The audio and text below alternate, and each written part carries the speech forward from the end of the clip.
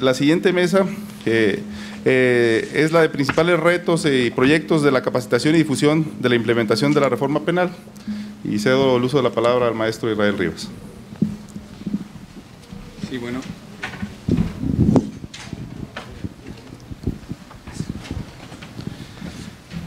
De nueva cuenta, buenos días. Toca el turno de abordar el tema de la capacitación en el proceso de implementación de la reforma penal. Y aquí yo quiero aprovechar un comentario, la manifestación que hizo la maestra Novoa acerca de los principales retos que en su opinión se advierten en la implementación de la reforma penal.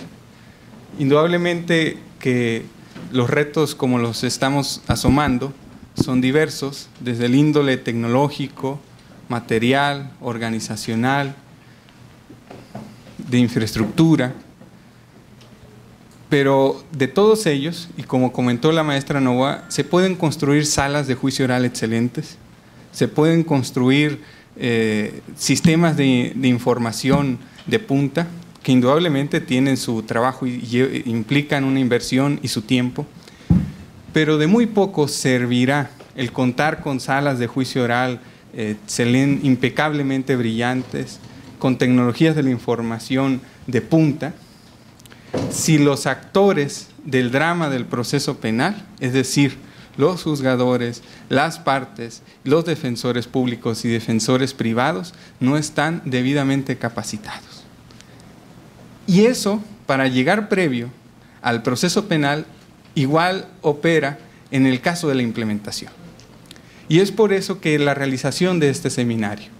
El Pleno del Consejo de la Judicatura Federal aprobó el 13 de octubre de 2012 el programa de trabajo de la unidad de implementación, y en el cual se propuso, para dar a conocer precisamente este CEPLE, en vez de traducir o de caminar de manera formal y ordinaria, como generalmente se hace, de notificar los CEPLES, además de cumplir con esa formalidad, realizar este seminario, para que todas las áreas involucradas en este proceso de implementación vayamos tomando nota de las diversas actividades que tenemos.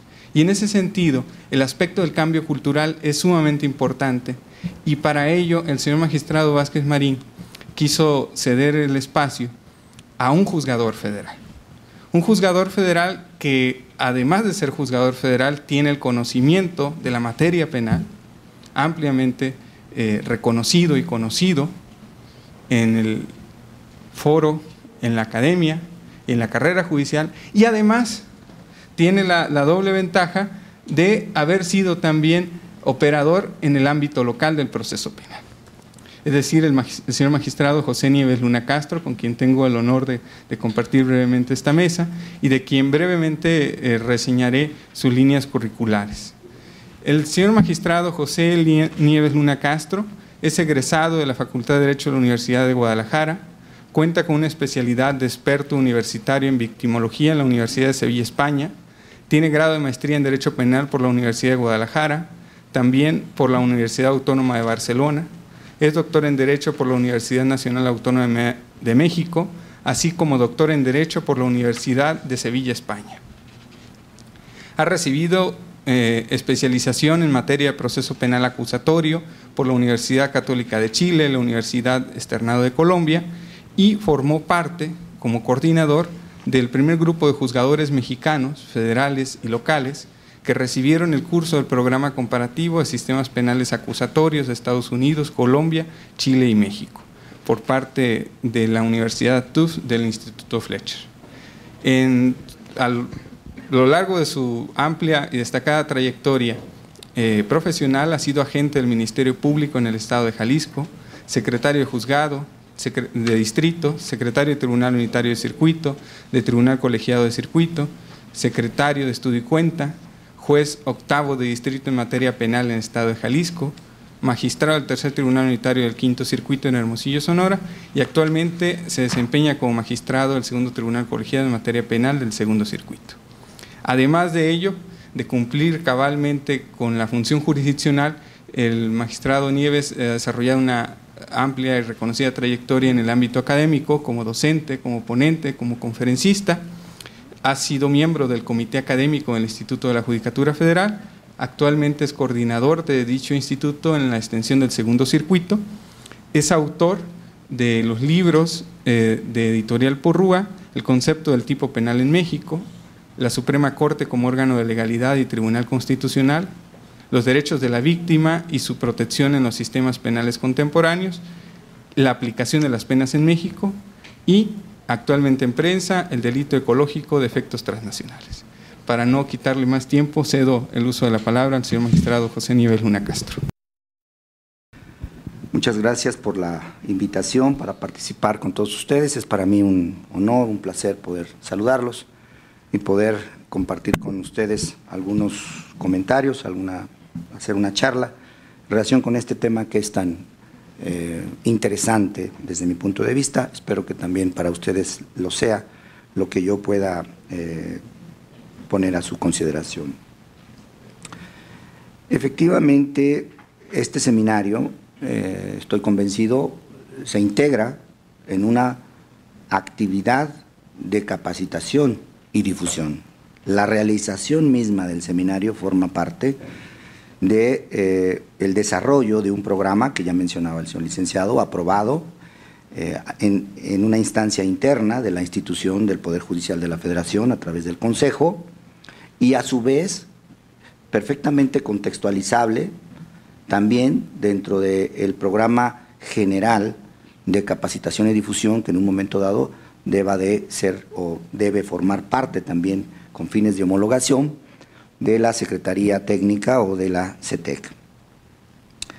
Yo iniciaría este comentario tratando de hacer una contextualización de la relevancia de reflexionar sobre el sitio, en el tiempo, en el espacio en el que nos encontramos frente a este reto de la aplicación de las reformas penales de 2008.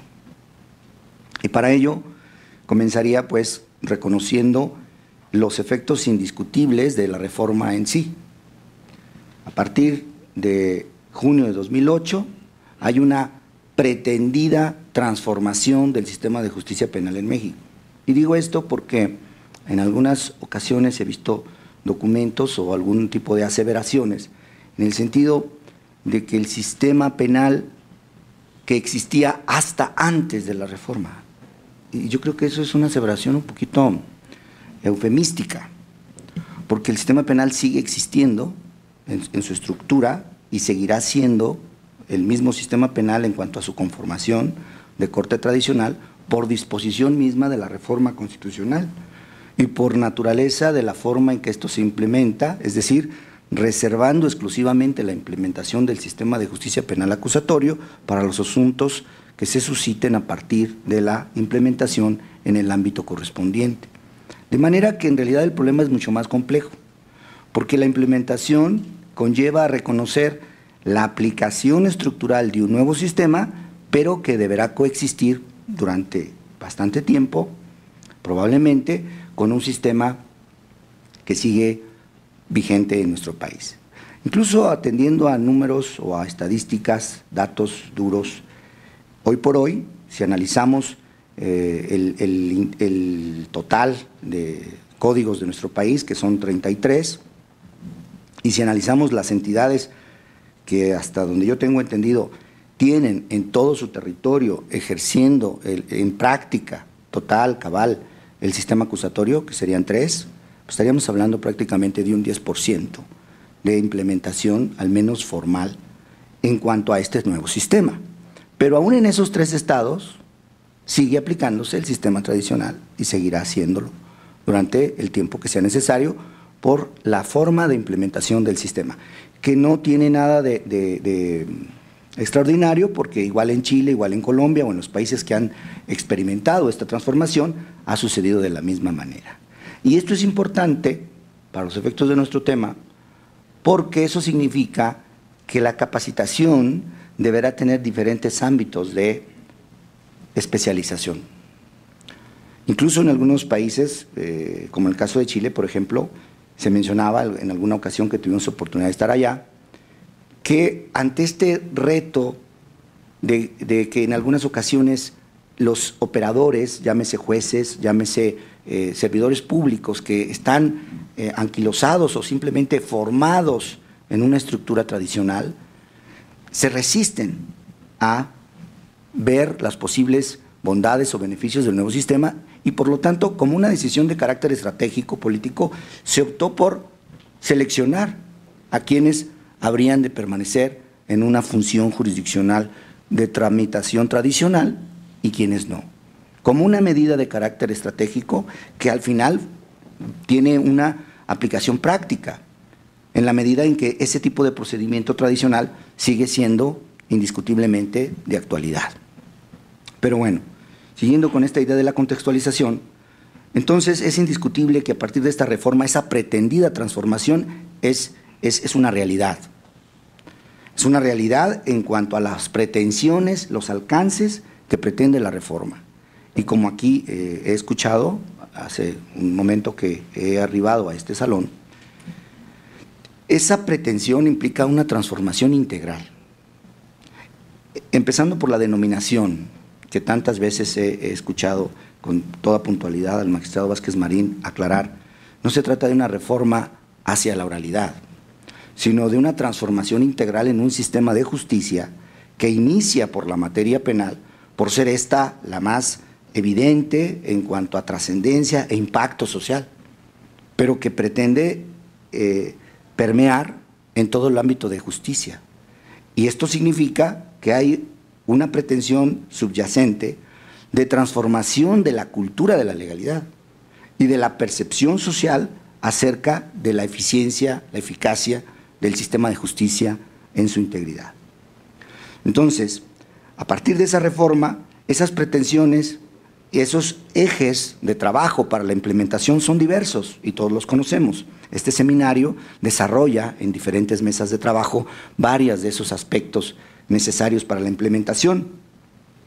¿Y qué ha pasado a partir del año 2008? Bueno, pues evidentemente hay una evolución, tenemos un desarrollo a nivel de entidades de la República que han de mejor o menor medida desarrollado ese proceso de implementación y en aras de la reforma en sí misma, los retos generales en principio serían, pues entre otros, que los voy simplemente a enlistar según este material. La concreción normativa es uno de los principales retos, por ejemplo, a nivel federal todavía no lo tenemos, no lo hemos conseguido.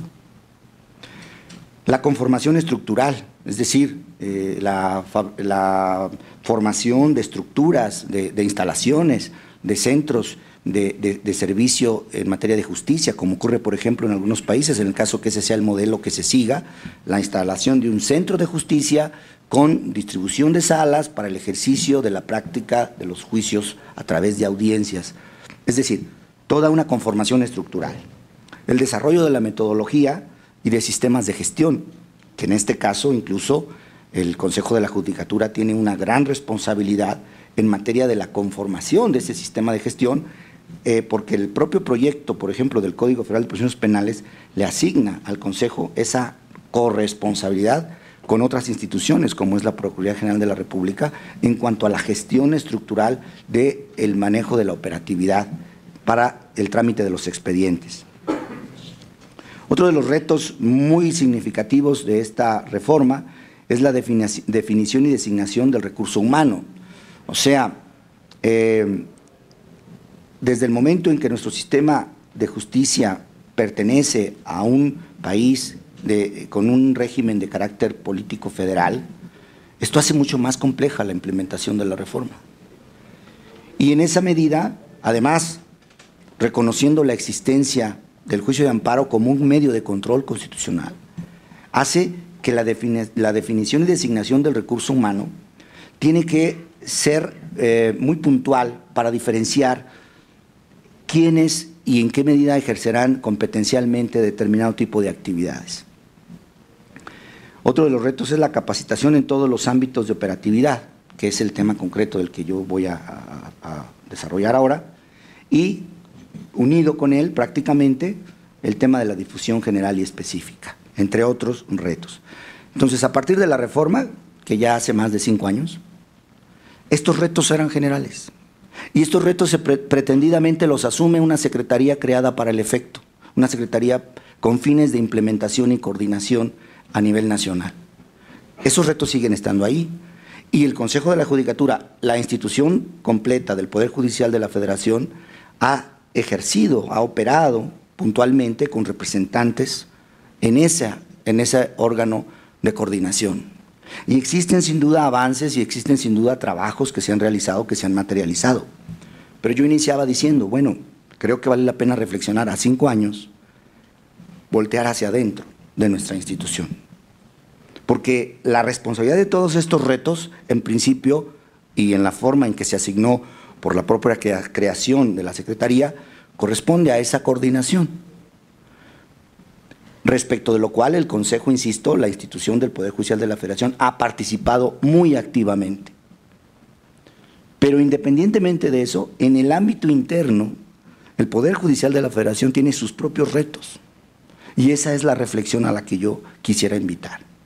Es decir, de todos estos ámbitos, de todos estos retos de implementación, son igualmente aplicables al ámbito interno de la institución, y dentro de ellos el tema de la capacitación y la difusión es lo que yo trataré de puntualizar de alguna manera. Por ejemplo, la Secretaría Técnica, el CETEC, tiene un programa ya en su segunda versión general de capacitación. Y en ese programa, ya actualizado a partir de junio del año 2012, se establecen diferentes niveles de capacitación. Pero si analizamos ese programa, está conformado de tal manera que ubica a los diferentes sujetos en calidades únicas. Por decir, cuando habla de jueces, en ese solo concepto ubica a jueces de control, jueces de juicio oral y jueces de ejecución. Es cierto, insisto, la CETEC tiene un programa de capacitación general. Pareciera, si se lee con cuidado, que está de capacitación y difusión, está dirigido a las entidades que hacen esfuerzos y que atraviesan por una serie de procesos, de fases, que así le llama, para lograr la implementación del sistema. Y entonces incluso hay la posibilidad de que determinadas entidades soliciten auxilio técnico, apoyo incluso de programas de carácter presupuestal, etcétera, para la implementación de determinados mecanismos. En este caso, en el ámbito de capacitación y difusión. Pero decía yo, en ese programa podemos leer que se ubican a los sujetos, para efectos de la capacitación, en los siguientes perfiles, ¿verdad? Se habla de una capacitación inicial entendida como genérica, ¿verdad? Luego específicamente habla de jueces, Ministerio Público, policía, peritos, personal penitenciario, conciliadores, mediadores y cursos de formación docente. Bueno,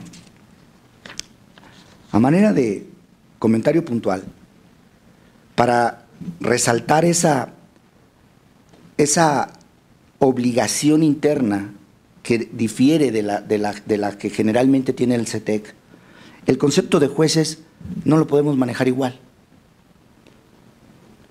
Desde el punto de vista interno, la institución del Poder Judicial de la Federación tiene que diferenciar perfiles de capacitación en el concepto de jueces.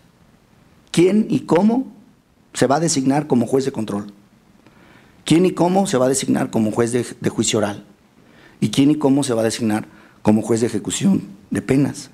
Y a partir de ahí, la definición de la capacitación tendrá que tener perfiles más especializados. Y tendría que diseñarse programas de capacitación para jueces de control, para jueces de ejecución, para jueces de juicio oral y además cursos de capacitación para quienes ejercen la función jurisdiccional de amparo. Porque independientemente de todo, el Poder Judicial de la Federación sigue manteniendo la titularidad en el control de la constitucionalidad concentrada a través del amparo. Y por lo tanto, también es indispensable establecer cursos de capacitación específicos en esa función, que es muy diferente a la que ejerce un juez de control o un juez de juicio oral de carácter ordinario, al margen que sea en el ámbito federal. En el caso del Poder Judicial de la Federación, decía yo hace un momento, es indiscutible que ha habido avances muy significativos. yo mismo, con mucho agradecimiento lo digo, formé parte de un curso que en su momento, un consejo asesor representado por el señor magistrado Vázquez Marín en su momento, por el señor ministro Gudiño, aprobó la elaboración de este programa de capacitación Fletcher. Y tuvimos aproximadamente 110 juzgadores del fuero federal, el fuero común, la oportunidad de acudir a diferentes países a ver, a experimentar a través de talleres de capacitación la implementación de los sistemas acusatorios. Tuvimos oportunidad de conocer las experiencias, de cómo ellos en mayor o menor medida se enfrentaron a los retos de capacitar, algunas veces directamente en su país con capacitadores llevados del extranjero, otras veces a través de la emigración de un grupo de capacitadores para después generar una capacitación interna subsecuente. Es decir, al margen de los modelos que se establecieran, es indiscutible que el Poder Judicial de la Federación ha estado participando en esta labor. Otro ejemplo es la creación de los jueces de ejecución de penas, que sin tener una normatividad, porque desgraciadamente ese es parte del gran reto de esta implementación, la equivalencia de la actividad institucional e interinstitucional, la verdadera presencia de voluntad institucional para que las cosas se vayan dando en un orden progresivo. De entrada, con esto lo que quiero decir es que uno de los principales retos para la capacitación, en el caso del Poder Judicial de la Federación, es diseñar programas cuando el contenido de una normativa concreta no se tiene, lo cual de entrada representa un gran obstáculo. Pero lo que quería puntualizar, y con esto termino este punto, es que indiscutiblemente el Poder Judicial de la Federación ha asumido, en la medida de sus responsabilidades, esta tarea. Pero ahora, a 5 años, sí es indispensable reflexionar sobre de qué manera a nivel interno se van a ejercer estas funciones que como retos generales tiene la CETEC, pero que internamente se tienen para efectos de la institución. Y en el tema de capacitación y difusión, indudablemente que tendría que comenzarse por reconocer estos retos, la complejidad de la problemática. Esta complejidad derivada, primero,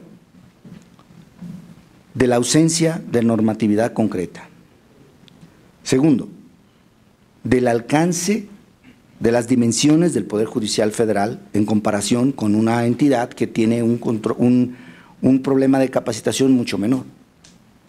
Las materias de capacitación que tendría que abarcar el Poder Judicial de la Federación son, por lo tanto, igualmente mayores. No solo por las 3 categorías de juez ordinario, sino además por la categorización del juez de amparo y todo lo que esto implica. Ahora, al ser un programa de capacitación de carácter federal, tiene también otras complicaciones de carácter presupuestal, de alcance, de operatividad. En una entidad de la República, por ejemplo, en el Estado de México, que ya funciona, pues un Estado que ha estado a la vanguardia, pero pues obviamente hasta el traslado, la simple logística en la capacitación de los operadores es mucho más sencillo que en un organismo como es el Poder Judicial de la Federación, que alcanza la totalidad de la República.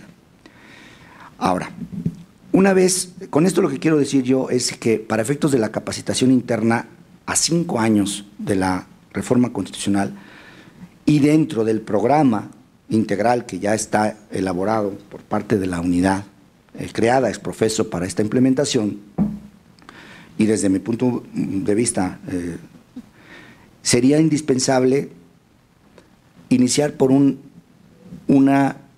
diagnóstico real de la percepción del sistema acusatorio por parte de los propios operadores. Es decir, hace un momento yo mencionaba cómo la capacitación y la difusión son aspectos fundamentales, pero al mismo tiempo aspectos interrelacionados de manera muy particular. Y para efectos de la difusión, aquí me voy a adelantar, es indispensable conocer la audiencia meta a la que se dirige la difusión. Cuando en este caso hablamos de actividades internas, la difusión igualmente la tendríamos que dividir en dos niveles. Desde un punto de vista general, en cuanto a la imagen del Poder Judicial de la Federación ante la sociedad en general, pero también a una audiencia interna, que son los propios operadores del Poder Judicial de la Federación. Y cuando hablo de operadores no me estoy refiriendo exclusivamente a jueces, no a titulares, sino además de los titulares, a todos los integrantes de la institución, al operador, a quien va a manejar los sistemas de registro, a quien va a manejar el sistema operacional, a quien va a manejar la administración judicial. Entonces, este primer diagnóstico a 5 años, yo creo que sí, que nos develaría ciertas sorpresas.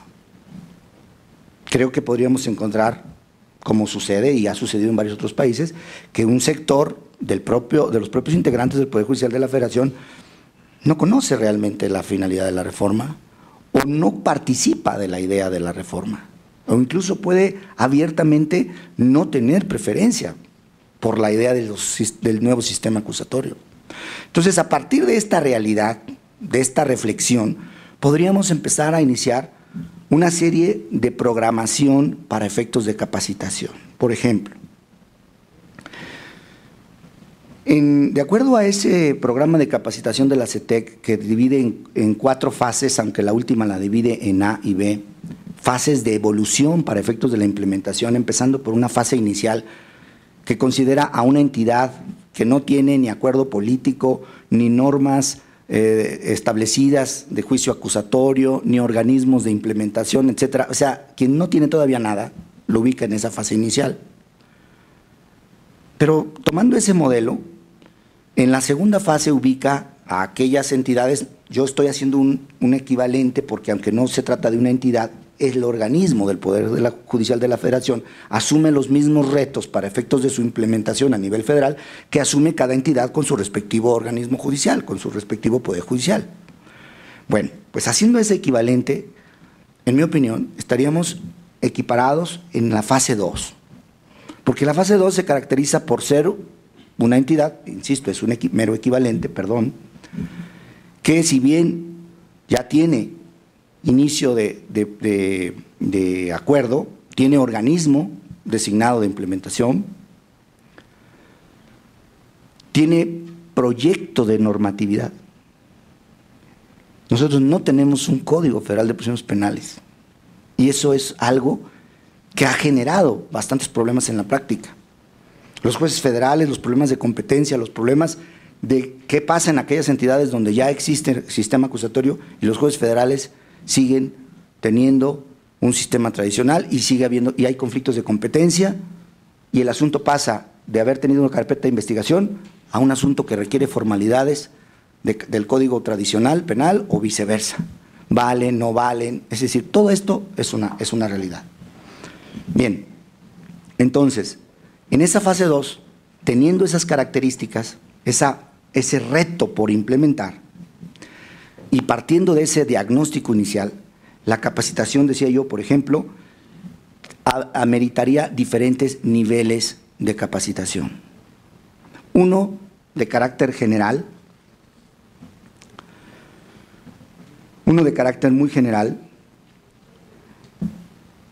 y como ejemplo podría servir el diplomado que hace un año se impartió, diplomado en el nuevo sistema de justicia penal acusatorio desde la perspectiva constitucional. ¿Por qué digo que es un programa que cumpliría con una primera fase de capacitación? Por la generalidad de los contenidos. Porque al referirse al análisis de la Constitución desde un punto de vista general, el perfil de quien lo recibe basta con que tenga conocimiento o que esté interesado en el aspecto de conocer los principios constitucionales que rigen el nuevo sistema. Eso es muy general, pero necesitamos ahora programas específicos para jueces de control del Poder Judicial de la Federación, para jueces de juicio oral, para jueces de capacitación, para administradores judiciales, para el manejo de sistemas de cómputo y registro, para el manejo de gestión. Y estos cursos tienen que planearse desde la perspectiva de los diferentes ámbitos competenciales de los sujetos que formamos parte de la institución. A manera de ejemplo, yo citaría ese primer curso que por su generalidad incluso tuvo en un principio una inscripción de más de 10,000 personas a nivel nacional. Es decir, el Poder Judicial ha realizado actividades no solo para el Poder Judicial, incluso abiertas y generalizadas. Pero ahora, independientemente de esa contribución indiscutible, la reflexión a la que yo me hago es en relación a la capacitación específica para quienes ejercerán ese nuevo sistema de justicia desde la perspectiva de los diferentes ámbitos competenciales de los que integramos el Poder Judicial de la Federación.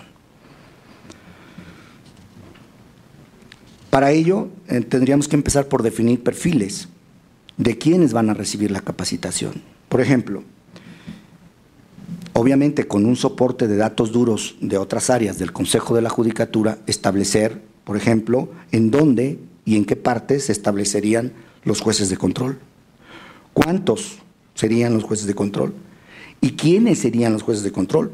Porque cuando hablamos de sujetos de capacitación dentro del Poder Judicial de la Federación tenemos que hacer una gran diferencia. Los que existen actualmente en el Poder Judicial de la Federación necesitan ser capacitados, necesitamos ser capacitados, por ejemplo, desde la perspectiva de la oralidad, de los sistemas el nuevo sistema de justicia penal acusatorio, pero desde la perspectiva del amparo. Eso es una capacitación que tendrá que irse dando en la medida que surjan criterios y que siga habiendo esta interacción entre amparo y sistema acusatorio. Pero tenemos que diferenciar a sujetos que a lo mejor ahora no están en el Poder Judicial de la Federación. Por ejemplo, si se hace una convocatoria, como está la estructura del Consejo de la Judicatura actualmente, para la designación de jueces de distrito, ahora tenemos que pensar en que habrá convocatorias, potencialmente puede haber convocatorias con una específica determinación de una convocatoria para designación de jueces de control. Y puede ser dirigida a quienes actualmente no son jueces. Y puede, por ejemplo, en uno de los últimos mecanismos de capacitación del Instituto de la Judicatura Federal, implicó un curso de aproximadamente 6 meses con una carga presupuestal muy considerable de personas que tenían un horario presencial y completo de asistencia para posteriormente participar en el concurso. Bueno, en el supuesto de que se hiciera una convocatoria específica para la designación de jueces de control, habría que entonces determinar el perfil. ¿Quiénes van a ocupar ese cargo de jueces de control? Y ahí podemos encontrar opiniones. Hay quienes dicen, bueno, pues los actuales secretarios podrían ser muy buenos candidatos a ser jueces de control. Bueno, pero entonces eso también implica la posibilidad de que el juez de control y la categorización de los juzgadores se diferencie. ¿Sí? Se diferencia en el sentido de si es lo mismo un juez de control, lo mismo un juez de juicio oral, lo mismo un juez de ejecución de penas, todos son jueces de distrito. Es decir, toda esta conceptualización tiene que replantearse y en esa medida la capacitación tiene que empezar por la definición del perfil y en segundo, por la selección de los criterios de capacitación. Establecer con qué criterios se va a capacitar a cada uno de estos operadores, incluyendo cursos específicos para secretarios, cursos para administradores, etcétera. Por eso en esta lámina mencionamos cómo, a manera de ejemplo, esa especialización podría llevar a secretarios, jueces, magistrados. Hablamos tanto de jurisdicción ordinaria como jurisdicción de amparo, defensores públicos, ¿sí?, personal de apoyo, y en esto involucramos secretarios, oficiales, porque tendrá que haber cursos de cómo va a funcionar en una sala una persona que actualmente funge con un rol de secretario y que en un sistema de juicio oral tiene un rol completamente diferente. La figura del administrador judicial, el manejo de la administración de un órgano jurisdiccional, es un tema que amerita un programa de capacitación específico. Ahora, aquí yo quisiera puntualizar algo. El juez por naturaleza tiene una característica compleja, es decir, para capacitar a un juez respecto de un sistema acusatorio no se puede reducir a lo que él hace. La capacitación tiene que implicar desde la actividad de seguridad pública y procuración de justicia. No digo que el perfil de la capacitación sea para ejercer la función de procuración y de seguridad, pero un juez que juzga la actuación de lo que en un proceso se va a analizar tiene que tener conocimiento de cadena de custodia, tiene que tener de manejo de pruebas, de legalidad en la obtención de las pruebas, para poder realmente en un momento dado opinar sobre lo correcto o incorrecto de la actuación de la autoridad ministerial, policial, etcétera. Entonces, el programa de capacitación del juez abarca, no para llevarlo hacia ese perfil, pero sí un conocimiento, por lo menos en términos de legalidad, de la actuación de las demás funciones, de todas las demás funciones. De ahí su complejidad. En cambio, un programa para un oficial, para una persona que va a ser un personal de apoyo de una sala de juicios orales, pues será una capacitación muy distinta, muy tecnificada en comparación con la de un juez. Bueno, entonces, a manera de ejemplo, mencionamos aquí cómo esa capacitación puede corresponder o dividirse en tener una caracterización en función de las materias generales o bien por el perfil de los destinatarios de esa capacitación. Además, hay una capacitación en aras de la función, por ejemplo, de secretarios o de jueces de control, que no se va a agotar con un solo programa.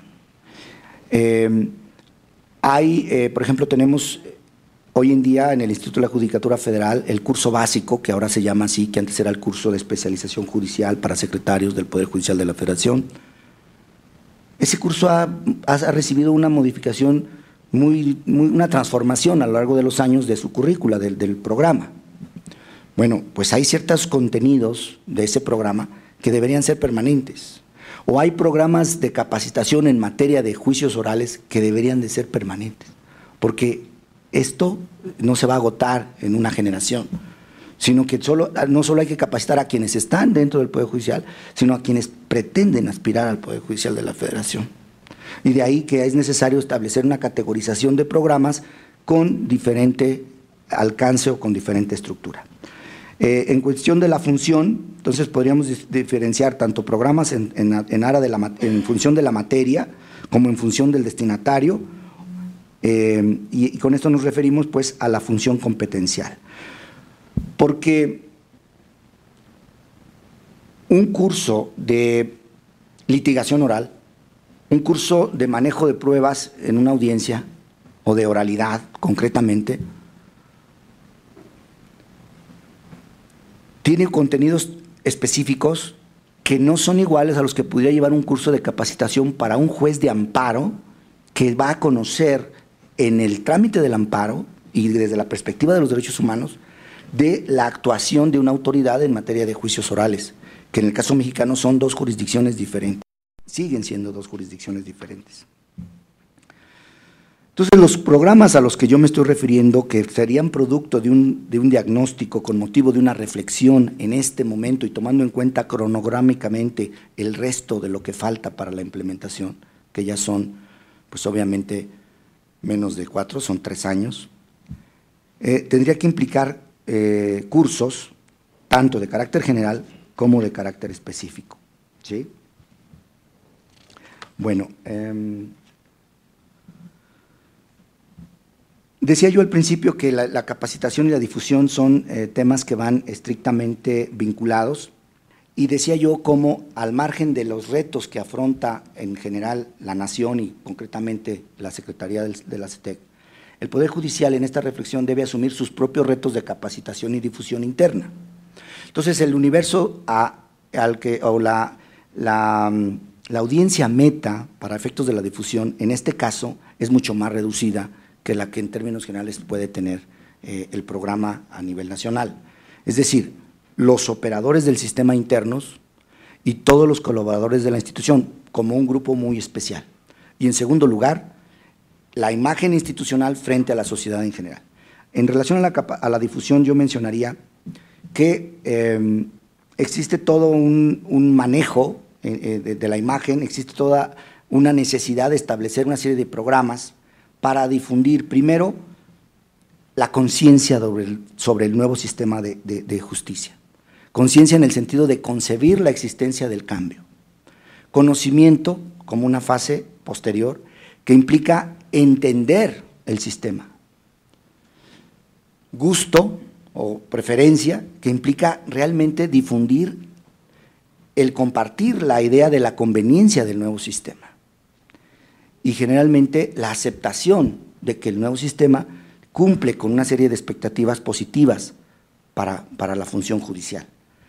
Esos retos de la difusión, obviamente a través de todos los mecanismos, como pueden ser la tecnología, los órganos escritos, los mecanismos de difusión, y haciendo lo que se conoce como haciendo uso del rostro de la reforma, que son las propias instituciones, y en este caso los propios operadores, que a su vez sirvan como capacitadores del resto de los integrantes de la institución.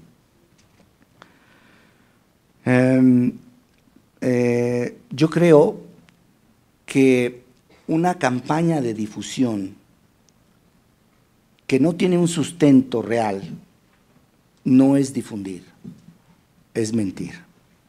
Por lo tanto, la difusión efectivamente tiene que partir por puntualizar las virtudes del nuevo sistema, pero partiendo de una realidad objetiva de lo que es y de lo que no es el nuevo sistema. Porque de repente la difusión corre el riesgo de generalizar una idea equivocada que luego ante la realidad genera un impacto de decepción.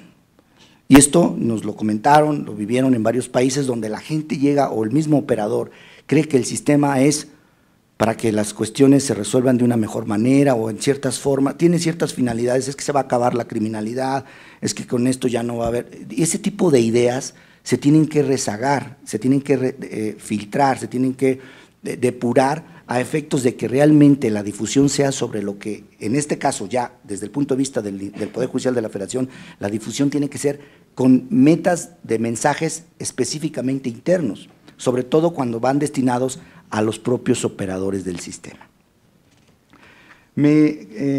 Por razón de tiempo debo concluir y simplemente yo a manera de resumen les mencionaría los retos que tiene la implementación del sistema de justicia penal en México son muy vastos, son amplios, pero al margen de lo que el propio Poder Judicial de la Federación ha realizado en esa tarea, ahora la reflexión es sobre lo que nos resta a nosotros desde el punto de vista interno, planear para nuestra propia capacitación, es decir, un consumo interno que abarque programas de capacitación muy puntuales en relación de los perfiles de los sujetos a capacitar y con una difusión igualmente coherente con esta finalidad de capacitación. Yo les agradezco mucho su atención, disculpen por el tiempo.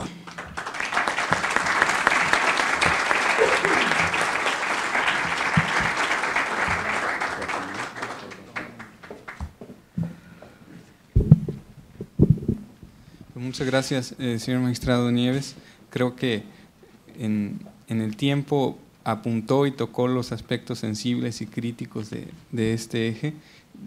Queda el uso de la palabra ahora para nuestro auditorio, para las preguntas y respuestas que estimen pertinentes. Una pregunta, en su opinión, ¿cuál será el destino de los actuales jueces de cateos o los jueces de control federales penales especializados en cateos, arraigos e intervención, ya en el enfoque de sumarlos a este nuevo sistema penal? Hace un momento yo mencionaba cómo el Poder Judicial ha hecho lo que a su alcance ha estado frente a los retos de la modificación constitucional. A título personal yo debo decir que la reforma para mí pudo haber sido de mejor calidad, lo digo como algo muy personal. Yo creo que pudo haberse planeado de una manera distinta, para que cuando se llegara a la fecha de implementación hubiera una mayor posibilidad de integración normativa. Sí, de hecho, mucha gente sabe, yo soy un fanático de la idea de la unificación de los códigos, por lo menos del código procesal, porque al final este problema de implementación gira, en mucho se problematiza por esa dispersión de códigos. La existencia de un solo código para todos los mexicanos, de proceso penal para todos los mexicanos, agilizaría muchísimo la capacitación y muchas otras cosas. Pero bueno, el Poder Judicial ha enfrentado esos retos y ante la fecha de entrada en vigor de la reforma en materia de ciertas instituciones, tuvo la necesidad del Consejo de crear estas figuras para cumplir con ciertos retos prácticos, aun y cuando no tenemos esa nueva codificación, que es el Código Federal de Procedimientos Penales. En mi opinión, efectivamente, cuando hubiera un código que ya establezca definitivamente la operatividad de los jueces de control, estas funciones que hoy se ejercen de esta manera, pues serían propiamente las de un juez de control, ¿sí? Ahora, en cuanto a la distribución física, espacial de tales o cuales funcionarios, eso dependerá de la estructura que asuma el Poder Judicial de la Federación de cómo distribuye sus jueces de control. Porque aun si a estos mismos jueces les llamáramos jueces de control en este momento, el Poder Judicial puede establecer, como decía yo al principio, dada la complejidad del alcance territorial, que los jueces de control residan en ciertas áreas en particular y haciendo uso de la tecnología pudieran resolver como hacen actualmente estos jueces de los que usted me habla, o distribuirlos por circuitos o de una manera diferente. Y en esa medida el destino ya específicamente de quienes hoy ejercen esa función dependería de la reorganización de la estructura que el Poder Judicial asuma, ¿sí? Pero definitivamente para mí estos jueces hacen hoy en día lo que en su momento con mayores precisiones y mayores puntualizaciones legales harán los jueces de control. Buenos días. Buenos días. Ante el 1% que señalaba de estados del país que ya están… 10% que ya están completo y 12 que nos referían también en otra presentación, ya con un sistema, con un avance. En el tema de capacitación en materia de amparo, para quienes están en estas entidades federativas, ¿considera usted que hay necesidad de realizar algún programa específico de capacitación? Yo creo que sí. Yo considero que la Suprema Corte de Justicia de la Nación ejerce históricamente en nuestro país dos funciones fundamentales. Una, la cual se ha visto muy incrementada, muy fortalecida, cosa que es bueno, que es este control de la constitucionalidad de la parte orgánica de la Constitución, o sea, las controversias constitucionales, las acciones de constitucionalidad, que pretende resolver conflictos constitucionales entre los organismos que estructuralmente conforman a nuestro sistema de gobierno.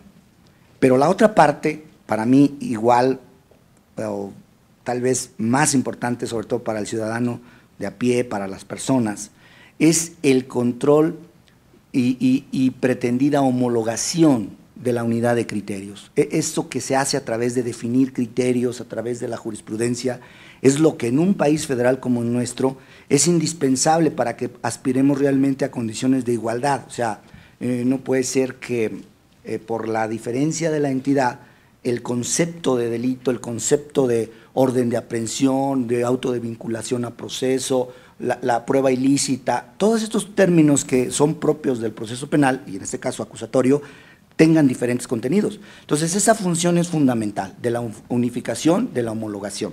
Ahora bien, en este momento, como usted lo dice muy bien, hay entidades de la República donde los tribunales, yo ejerzo en uno de ellos, estamos ya resolviendo asuntos que vienen derivados del nuevo sistema. Por ejemplo, en el Estado de México hay ciertas disposiciones. No considera necesario hacer por escrito una sentencia, por ejemplo, un tribunal. Dice, no, es que la sentencia no tiene que ir por escrito. Pero hay disposiciones específicas que dan a entender que ciertos actos sí tienen que estar registrados, además del disco óptico, deben estar registrados en documento, por decir. Y de repente nosotros podemos emitir un criterio sobre la exigencia del 16 constitucional, el párrafo primero, de la fundamentación y motivación. Pero en otra entidad de la República, si la normatividad no es exactamente igual, probablemente ha dado lugar a que otro tribunal colegiado emita otro criterio que a lo mejor ya es hasta jurisprudencia, y esto va a generar un proceso hasta cierto punto normal de discordancia que se supone debe irse resolviendo a través de la unificación. Bueno, es ahí donde yo creo que es indispensable un programa de capacitación para que quienes ejercen desde esta perspectiva jurisdiccional el control de constitucionalidad en relación con el sistema acusatorio penal, el nuevo sistema acusatorio, estos criterios se vayan homologando y de esa manera la función misma del Poder Judicial de la Federación, al ser más unificada, más homologable, sea de mayor calidad para la sociedad, porque la dispersión de criterios trasciende en inseguridad jurídica y la inseguridad puede generar extremos negativos, injusticia o impunidad. Sí, el licenciado Julio Ceja tiene la voz. ¿En dónde radica la función del administrador de salas? ¿Qué tan importante es? La tienen en Estados Unidos, las denominaciones pueden ser diferentes, en algunas partes se les llama juez administrador. Son integrantes del Poder Judicial de la Federación, del Poder Judicial respectivo, y es como la computadora, ¿no? Que ya pone uno Poder Judicial y pone Poder Judicial de la Federación. Por ejemplo, en Colombia, si no mal recuerdo, es un juez administrador que incluso tiene la función de que si alguno de los jueces de control no asiste por una incapacidad, una enfermedad, él lo puede entrar a sustituir a las audiencias. Entonces, no solo es administrador, sino que además es juez. O sea, incluso tiene, vamos a llamarle administrativamente, un rango de coordinador de los jueces de esa unidad. Viéndolo de esa manera, es un miembro del Poder Judicial de la Federación, con las características de un juez y jerárquicamente, vamos a decir, desde el punto de vista administrativo, superior, al grado de que puede sustituir y puede coordinar o puede, ante una eventualidad, tomar decisiones de carácter administrativo. La función es importantísima. Sea que lo desvinculáramos, yo creo que no se puede, yo creo que la importancia y la función de esta función debe formar parte de la estructura del Poder Judicial de la Federación. O sea, no podríamos pensar en un administrador ajeno al Poder Judicial de la Federación. A lo mejor en algunos modelos sí se administrativiza tanto que puede ser una persona que a lo mejor no tenga conocimientos como juez. Puede ser que funcione así, vista una administración meramente de reparto de turnos, de reparto de salas, una especie de administrador. Alguien comentaba en esas visitas, pues es como administrar un hospital, ¿no? Que según vayan llegando las urgencias, pues tú te vas a la sala tal o tú te vas al quirófano que está disponible. Pero en realidad yo creo que la función es muy importante y que sí debe ser con funciones de administración, pero también de dirección y en su caso de decisión de cuestiones prácticas, y por lo tanto debe de ser un integrante del Poder Judicial de la Federación con una, supongo yo, mayor experiencia o mayor capacitación que los demás, porque él no solo realiza audiencias, en casos eventuales, insisto, por ejemplo, en algunos modelos tiene esas facultades. Puede optarse también por modelos de jueces de turno, jueces de reserva, pero a mí me tocó conocer en el caso de Colombia que este juez administrador tenía la facultad de que por razones de turno él podía entrar a sustituir a un juez en una audiencia. Entonces yo creo que debe ser integrante del Poder Judicial y tiene una gran importancia porque de él depende toda la celebración, horarios, el determinar, estar al pendiente de todas las diferentes áreas de la unidad de justicia, no solo las audiencias en sí mismas, sino la gestión, manejo de expedientes, control de registros, todo, al final de cuentas, depende de esa administración. De nada. Considerando que debe ser un juez, pero va a tener una gran carga de dirección, de gestión administrativa, de administración, ¿deberá tener también una capacitación y un perfil, digamos, de un enfoque de administración integral? Sí, puede haber incluso modelos en donde realmente no vaya a ejercer ya materialmente las funciones de juez. Realmente la función principal es la administración. Yo mencioné esta figura de que incluso eventualmente tiene legitimación para entrar a sustituir a un juez en una audiencia. Y es como aquel dicho muy popular, ¿no? de que al ojo del amo engorda el caballo, perdónenme la simpleza, pero creo yo que para administrar una actividad jurisdiccional se necesita conocer la actividad jurisdiccional. Entonces, pensar en una administración totalmente independiente de la función judicial podría llevar a ciertos conflictos. Por ejemplo, la práctica urgente de ciertas diligencias, la subyacente potencial afectación de derechos humanos en cuanto a privaciones de libertad, etcétera, la temporalidad, la tardanza, que un juez conoce, que puede incluso dar motivo de responsabilidad. No estoy diciendo que un administrador no, pero creo que le ayudaría mucho a quien administra tener ese conocimiento básico de las implicaciones legales que puede tener, atender oportunamente o no a un defensor, permitirle el acceso, establecer el mecanismo para que se otorguen las copias de la videograbación, puede traer consecuencias legales, y entonces creo yo que es importante amalgamar esos dos ámbitos de conocimiento. Claro, eso lo hace mucho más responsable, mucho más importante el cargo que se ejercerá. Entonces, el programa, el modelo educativo debiera prever la capacitación también en los ámbitos administrativos. Sí, definitivamente. Sí, claro.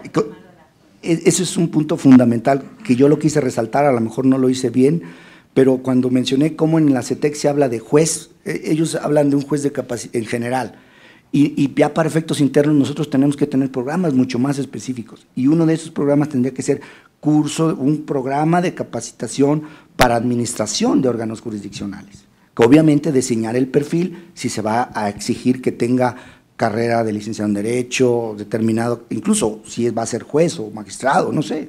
Eso ya dependerá de los perfiles que se definan, pero definitivamente eso es lo que yo quise resaltar. Le agradezco mucho que usted me ayude a hacerlo.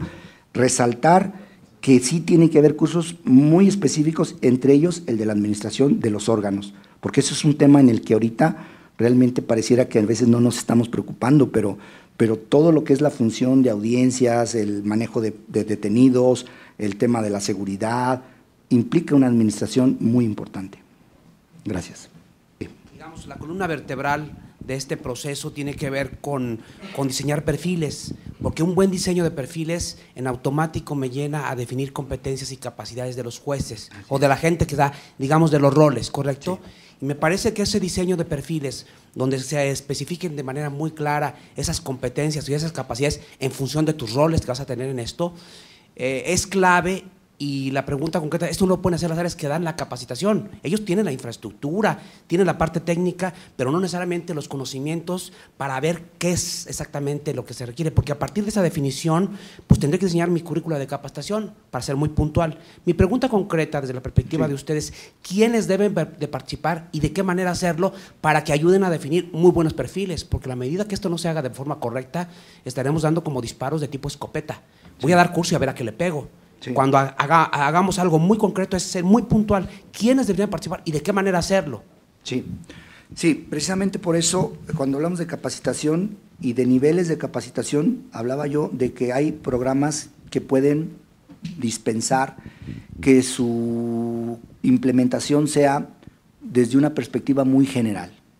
Y ponía yo de ejemplo este diplomado que se dio en materia de juicios, el sistema acusatorio penal, bajo la perspectiva de los principios constitucionales. Ahí el perfil se permitió que ingresaran abogados litigantes, que ingresaran incluso, no recuerdo si estudiantes también, que fueran de la carrera de Derecho, jueces, magistrados, ministerios públicos, entró muchísima gente. Pero ¿por qué lo permitido del perfil? Porque de lo que se está hablando es de prácticamente de una difusión, un primer nivel de conocimiento, de acercamiento a lo que la Constitución dice de cómo debe de ser el sistema. Por eso algunos de los que participábamos en él insistíamos mucho en que esto es lo que dice la Constitución, esto es lo que pretende la Constitución. Lo difícil viene cuando tengamos que diseñar la forma de que esto se haga realidad, ya en la implementación. Pero usted tiene la razón en esto. Una vez que admitimos que puede haber diferentes niveles de capacitación, cuando ya establezcamos, por ejemplo, el tema del administrador de órgano jurisdiccional, pues sí necesitamos ya saber cómo va a estar diseñado el órgano jurisdiccional. Necesitamos tener una normativa como base de objeto de transmisión de conocimiento y de esa manera diseñar un perfil que podría implicar si se requiere que sea un abogado, que tenga título de derecho, incluso que ejerza ya la función de juez. Es decir, habría que definir perfectamente el perfil y entonces sí establecer desde un punto, porque toda capacitación tiene que basarse con programas de alto nivel científico, es decir, tiene que verse soportado por fundamentos pedagógicos, ¿sí? Y tiene que, si es necesario, si no se tienen los capacitadores, en un momento dado, por el perfil tan específico que se ocupara, pues obviamente acudir a esa capacitación, ya sea por mecanismos de importación de expositores, de plantel de profesores, o capacitación previa en otra parte o en donde sea necesario, de quien a su vez haga las veces de replicador, de capacitador interno. Eso dependería de la exigencia del perfil, pero definitivamente esto es fundamental. Entonces, cuando me dice quién, obviamente todo esto, en el caso de nuestra institución, tiene que pasar por la aprobación del Consejo de la Judicatura, de programas como los que ya se hicieron por parte de la unidad de implementación y que ya tienen ahí ese contenido y ese estudio previo, pero que administrativamente hablando requieren de una voluntad y de una aprobación y de una decisión institucional para ponerlos en práctica. Pero definitivamente la selección de los perfiles es la base para el diseño del programa. Si vamos a, por ejemplo, hacer un curso para los operadores mecanográficos de los registros de las audiencias, pues el curso tendrá que llevar un alto contenido técnico de manejo de sistemas, pero no va a tener que tener contenidos a lo mejor jurídicos o de mucho contenido jurídico. Entonces estos programas dependerán del perfil que se desee. Y yo lo que quisiera resaltar es, el programa de la CETEC habla de una capacitación muy genérica. Por ejemplo, el concepto juez lo maneja en 11 niveles que le pueden dar el grado de especialidad, pero con 7 niveles básicos. Y mete derechos humanos, pero habla de jueces en general. Nosotros ya como institución, es mi opinión, no podemos seguir haciendo cursos de esa manera, como dice usted, como escopeta. Tenemos que llegar a empezar a especificar los cursos y pensar a quién se lo vamos a dirigir y lograr niveles de excelencia en los diversos perfiles que se están requiriendo. Pues, magistrado, sin ponernos de acuerdo, precisamente en el programa de este seminario cerramos con una intervención de un administrador judicial para precisamente tocar la importancia de todo ello. Y aquí también vale la pena, aprovechando un poco como moderador y haciendo uso de la palabra, el comentario de la aprobación del Pleno del Consejo, que fue el año pasado, de la figura del analista jurídico CICE al coordinador administrativo, ¿no? En el que ya a los analistas jurídicos CICE se les exige licenciatura en Derecho. Hubo una categorización, un incremento salarial, una mayor prestación, con un perfil que bien pudiera ser el futuro administrador judicial, porque los comentarios que usted bien ha señalado de la importancia del gestor judicial valen tanto para el nuevo como para los actuales sistemas y en todas las materias, ¿no? Sí. Pues les agradecemos mucho su atención y le pedimos al señor magistrado Vázquez Marín una entrega de reconocimiento al señor magistrado José Nieves Luna Castro por su brillante participación. Estimado José.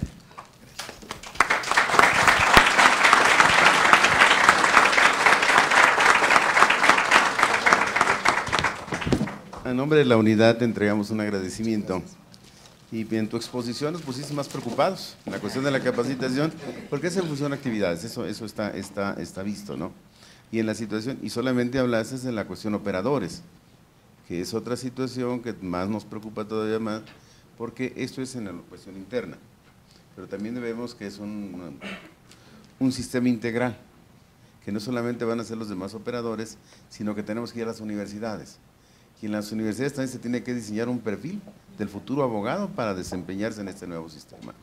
Pues fue muy ilustrativa tu exposición, mi querido José, y como siempre, muchas gracias, y este es un pequeño presente por parte de la unidad. Muchas gracias.